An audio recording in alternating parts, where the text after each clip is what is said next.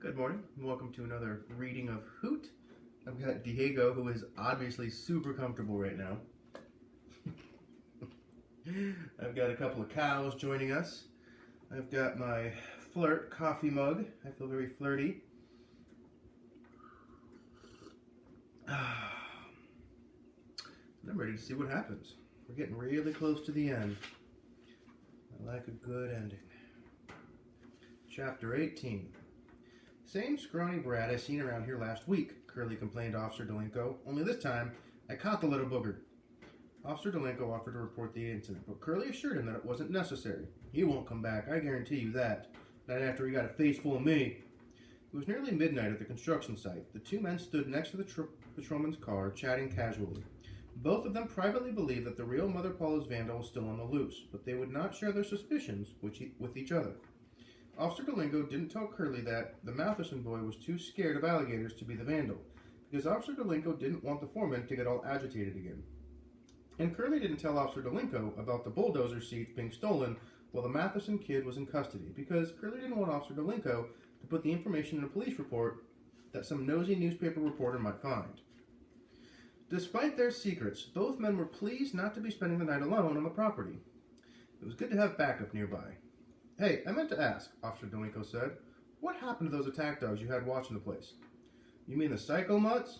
Nah, they probably hightailed it all the way back to Berlin, said Curly. Listen, I'm fixing to turn in. Holler if you need anything. You bet, Officer Delinko said. And no naps tonight, right? Don't worry.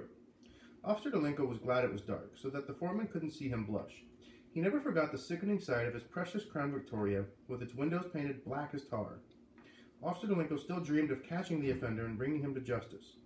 After Curly retired to the air-conditioned comfort of the trailer, the patrolman began walking the property, following the lines of his flashlight beam from one survey stake to another. He intended to do this all night long, if necessary, to make sure the stakes weren't tampered with.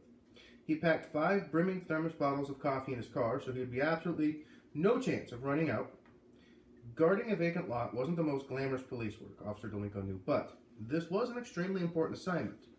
The chief, the captain, the sergeant, they were all relying on him to keep the Pancake House property free of mischief. Officer Delinko understood that if he did the job well, his career at the Coconut Cove Public Safety Department would once again be on the fast track. He could easily see a gold detective's badge in his future. Trudging through the shadows, Officer Delinko pictured himself in a tailored suit instead of a starchy uniform. He would be driving a different Crown Victoria, the charcoal gray unmarked model reserved for detectives, and wearing a shoulder holster instead of a hip belt. It was a daydream about getting an ankle holster too, a lightweight pistol to go with it, when he abruptly performed an involuntary somersault across the sandy scrub. Oh no, not again, the patrolman thought. He groped around until he located his flashlight, but at first it didn't work. He shook it a few times and finally the bulb flickered back on, faintly. Surely he'd stepped in another owl burrow. Officer Delinko got to his feet and smothered the creases of his trousers. Good thing Curly's not awake to see this, he mumbled. Huh, came a small raspy voice in reply.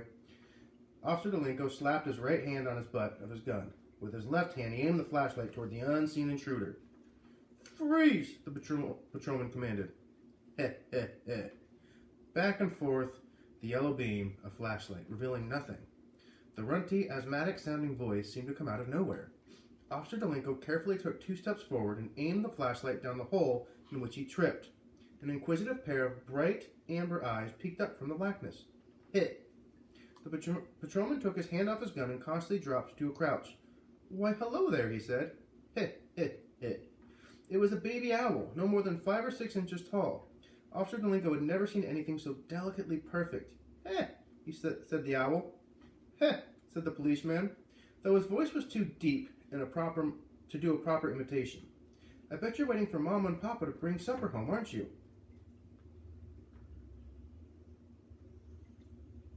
Apparently he got shy.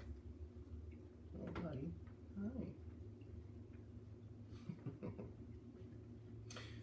The amber eyes blinked. The yellow beak opened and closed expectantly. The little round head rotated back and forth. Officer Delinko laughed out loud. He was fascinated by the miniature bird. Dimming the flashlight, he said, Don't worry, sport. I'm not going to hurt you. From overhead came a frenzied flutter, followed by a harsh ksh, ksh, ksh. Patrolman glanced up and saw, framed against the starlit sky, two winged silhouettes, the baby owl's parents, anxiously circling the frightened fledgling. Officer Delinko slowly began backing away from the burrow, hoping that the grown-up birds would realize it was safe to land. In the blue-gray sky, he could see their dusky shapes wheeling lower and lower, and he quickened his retreat. Even after the two owls alighted, even after he watched them disappear like feathered ghosts into the ground, Officer Delinko continued moving backward, backing up step by step, until he bumped into something so big and so cold and so hard it almost knocked the breath out of him. He spun around and switched on the flashlight. It was a bulldozer. Officer Delinko had clumped directly into one of Curly's earth-moving machines. He glared up at the steel hulk, rubbing his bruised shoulder. He didn't notice that the seat was gone, and even if he had, he wouldn't have given it any worry.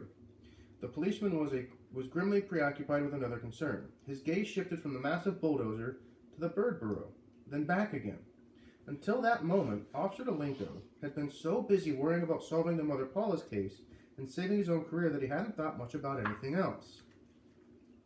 Now he understood what was going to happen to the little owls if he did his job properly, and it weighted him with an aching and unshakable sorrow. And we have a pause here. Looks like we're going into Roy's story. Roy's father worked late, so Roy hadn't had a chance to tell him what he'd learned about the owls on the internet, and that one of the Pancake House files had been removed from the building department. It seemed very suspicious, and Roy wanted to hear his father's theory about what might have happened. But Roy went speechless the moment he sat down at breakfast. There, smiling kindly at him from the back page of his father's newspaper, was Mother Paula herself. It was a half-page advertisement under a banner of bold, patriotic-style lettering. It said, "Mother Paula's All-American Pancake House, home of the world-famous, mouth-watering licorice oatmeal flapjacks, is proud to become your new neighbor in Coconut Cove.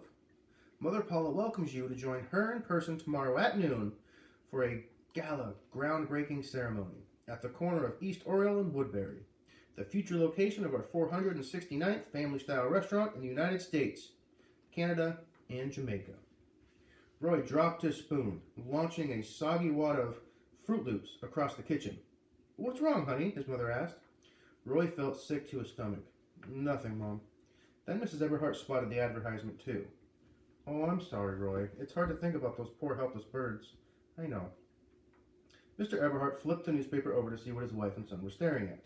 He frowned and said, "I guess they're moving along pretty quickly with that project." Roy stood up in a dull fog. "I better go. I don't want to miss the bus." "Oh, there's plenty of time. Sit down and finish your breakfast," his mother said. Roy shook his head numbly. He grabbed his backpack off the chair. "Bye, Mom." "Bye, Dad." "Roy, wait. Do you want to talk?" "No, not really, Dad." His father folded the newspaper and handed it to him. "Don't you have current events today?" "Oh, yeah," said Roy. "I forgot." Every Thursday, Mr. Ryan's history students were supposed to bring a topic for a current events discussion. On those days, Roy's father always gave him the newspaper so that he could read it on the bus and pick out a timely article. "How about if I take you to school today?" his mother offered. Roy could tell she felt sorry for him because of the news about the Pancake House. She thought the owls were doomed, but Roy wasn't ready to give up hope. "That's okay." He stuffed the newspaper into his backpack. "Mom, can I borrow your camera?" "Well, for a class," Roy added, wincing inwardly at the lie. "I'll be real careful, I promise." "All right, I don't see why not." Roy carefully packed the digital camera among his books, gave his mother a hug and waved to his father, and streaked out the door. He jogged past his regular bus stop and kept going all the way to the one on the West Oriole, which was Beatrice Leap Street. None of the other Trace Middle School kids had arrived yet, so Roy ran to Beatrice's house and waited on the front sidewalk. He tried to cook up a good excuse for being there, in case Lana or Leon noticed him. It was Beatrice who finally came out the front door, and Roy ran up so fast that he nearly knocked her down. "What happened to you yesterday? Where's your brother? Did you see the paper this morning? Did you?" She slapped a hand over his mouth. "Easy, cowgirl," she said. "Let's go wait for the bus. We'll talk on the way." As Roy suspected, Beatrice had not broken a tooth falling down the steps. She'd broken it while biting a ring off of her stepmother's toe. Whoa. The ring was made from a smaller topaz charm that Beatrice's mother had left behind when she moved away.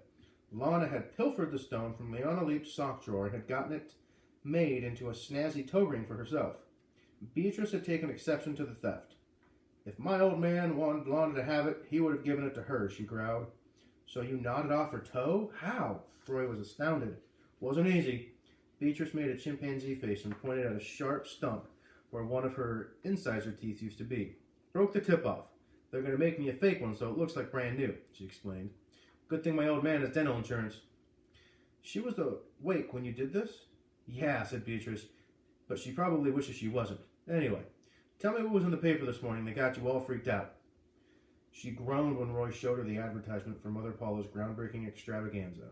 Just what the world needs. Another pancake joint. Where's your brother? Roy asked. You think he's heard about this? Beatrice said she hadn't seen Mullet Fingers since Sunday. That's when the you-know-what hit the fan. He was hiding in the garage waiting for me to get him some clean shirts when my dad walked out for another case of Mountain Dew. The two of them were just standing around talking perfectly friendly when Lana shows up and pitches a major hiss fit. What happened then? Roy said. He ran off like a scalded dog. Meantime, Lana and my old man get into this humongous fight. The one you told me about? Right, said Beatrice. Dad wants my brother to come back and live with us again, but Lana says, no way, Jose. He's a bad seed. What does that mean, Tex? Bad seed? Anyway, they're still not speaking to each other. Lana and my dad, the whole house feels like it's about to explode. To Roy, Beatrice's situation sounded like a living nightmare. Need a place to hide out, he asked. Nah, that's okay. Dad says he feels better when I'm around. Beatrice laughed. Lana told him, I'm dangerous and crazy. She might be half right. When they got to the bus stop, Beatrice hooked up with one of the soccer teammates and they started talking about the previous night's game, which Beatrice had won with a penalty kick. Roy held back and didn't want to say much, though he felt the curious stares from the other kids. He was, after all, the boy who had defied Dana Matherson and survived. He was surprised when Beatrice Lee ditched her teammates and sat next to him on the bus. Let me see the newspaper again, she whispered. As she studied the Mother Paula's advertisement, she said, We got two choices, Tex. We either tell him or we don't. Well, I say we do more than just tell him. Join him, you mean? Like you said the other night? It's them against him. All alone? He doesn't have a chance, said Roy. For sure. But we could all three, end up in juvie. Not if we're cool about it. Beatrice eyed him curiously. You got a plan, Everhart? Roy took his mother's camera out of his backpack and showed it to Beatrice. I'm listening, she said. So Roy told her his plan. There's a pause in the story, but it looks like we're continuing with Roy. He missed homeroom because he was summoned to the vice principal's office. The long, lonesome hair on Mrs. Hennepin's upper lip was even curlier and shinier than the last time Roy had seen her. Oddly, the hair was now golden blonde in color, instead of jet black as before. Was it possible that Miss Hennepin had dyed it? Roy wondered. We've been informed that a young man fled from the hospital emergency room Friday night, she was saying. A young man who was registered falsely under your identity. What can you tell me about that, Mr. Everhart? I don't even know his real name, Roy said flatly. Mullet Fingers had been wise not to reveal it. Not knowing had saved Roy from telling another lie. You seriously expect me to believe that? Honest, Miss Hennepin. Is he a student here at Trace? No, ma'am, said Roy.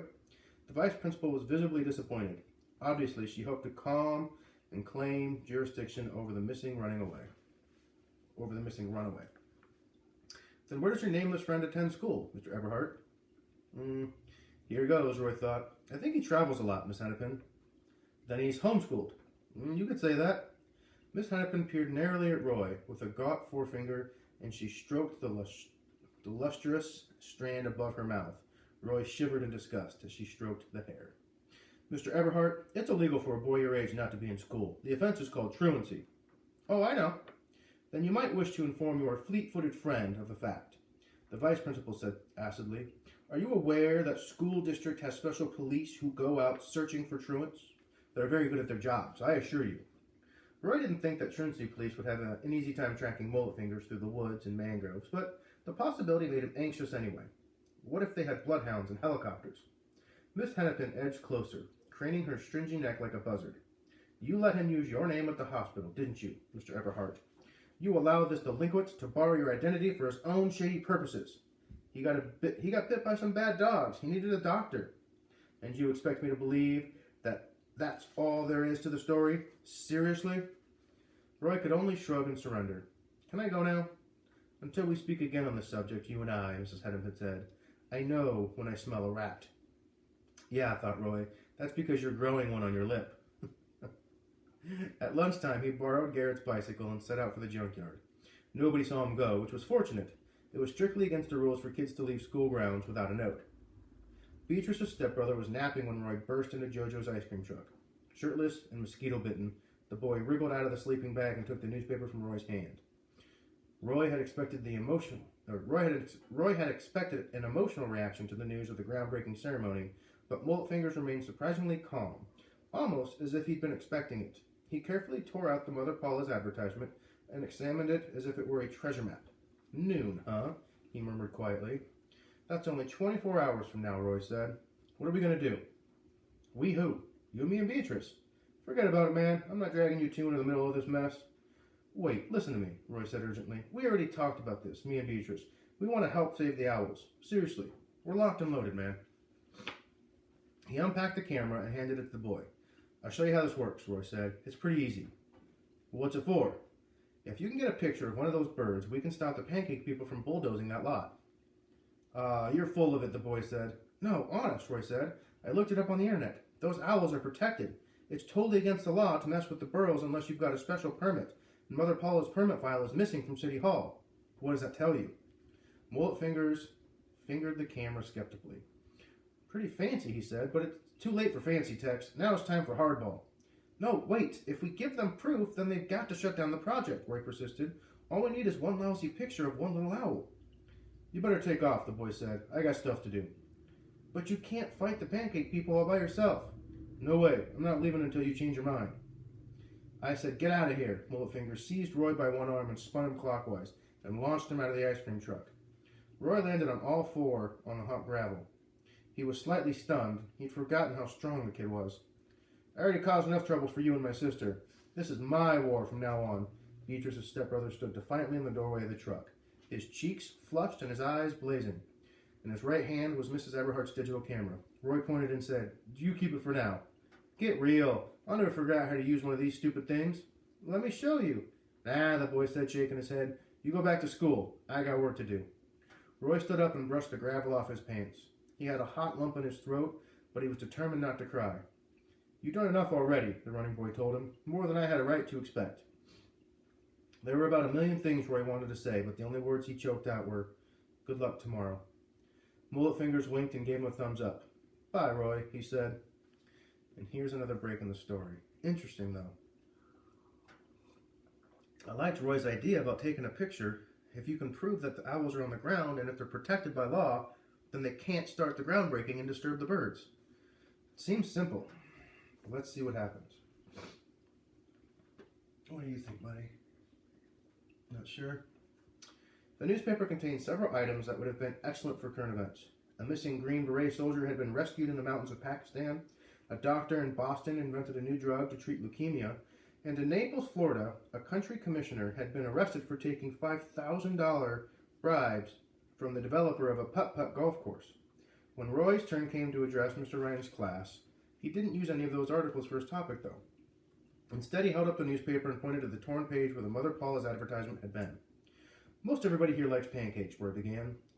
I know I sure do. And when I first heard that a new Mother Paula's was going to open here in Coconut Cove, I thought, that's pretty cool. Several kids nodded and smiled. One girl pretended to rub her tummy hungrily.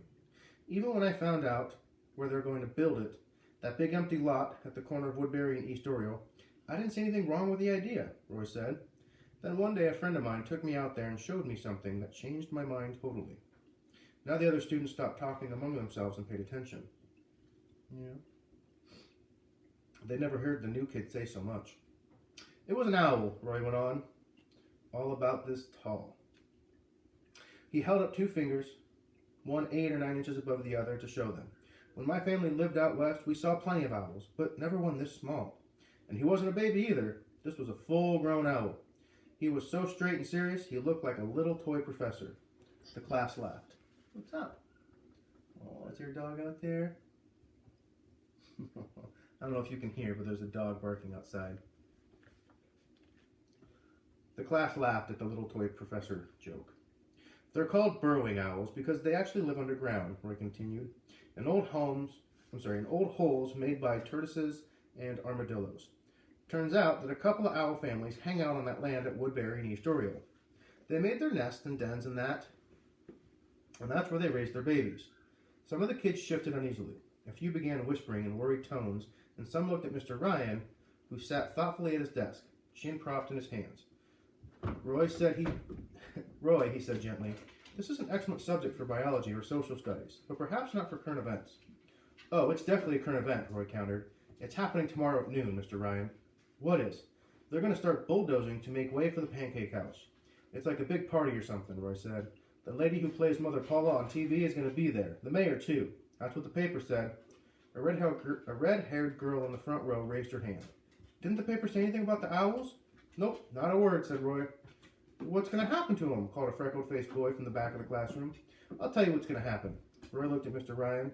The machines are going to bury all those burrows and everything inside. No way, the red-haired girl cried, and the class erupted in agitated conversation until Mr. Ryan asked everyone to please be quiet and let Roy finish. The grown-up owls might try to fly away, Roy said, or they might just stay in the dens to protect their babies. But they'll die, the freckle-faced kid shouted. How can the pancake people get away with this? Demanded another. I don't know, said Roy, but it's not legal and it's not right. Here, Mr. Ryan interrupted firmly. Hold on, Roy. What do you mean it's not legal? You need to be careful when you're making those kind of serious allegations. Excitedly, Roy explained that the burrowing owls were protected by state and federal laws, and that it was illegal to harm the birds or disturb active burrows without getting special government permits. All right, fine, said Mr. Ryan, but what does the pancake company have to do or say about this? I'm sure they got the proper permission. The file's missing, Roy cut in, and the foreman tried to tell me there wasn't any owls on the property, not a single one, which is a big lie. The class started buzzing again. So tomorrow at lunch, Roy continued, I'm going out there to, well, just because I want the Mother Paula's people to know that somebody in Coconut Cove cares about those birds. Mr. Ryan cleared his throat. Well, this is a sticky situation, Roy. I know how upset and frustrated you must feel, but I gotta remind you that students aren't supposed to leave school property. Then I'll get a note from my parents, Roy said. The teacher smiled. That would be the best way to do it. The class was expecting him to say more, but he didn't. Look, said Roy, every day we've been reading about the regular people, ordinary Americans, who made history because they got up and fought for something they believed in. Okay, I know we're just talking about a few puny little owls, and I know everybody's crazy about Mother Paula's pancakes, but what's happening out there is just plain wrong. It's wrong. Roy's throat was as dry as prairie dust, and his cheeks felt hot. Anyway, he muttered, it's tomorrow at noon. And then he sat down. The classroom fell quiet, a long, heavy silence that roared in Roy's ears like a train. Wow, inspirational. So it sounds like Roy's done some research and found out that these birds are protected and that Mother Paula's construction is not allowed to start unless they got special permits, but the permit file is missing, which indicates that they probably don't have the right permits and they've pulled the file until after they start bulldozing. Getting very close to the end, and I hope Roy can pull it off. We'll see next time.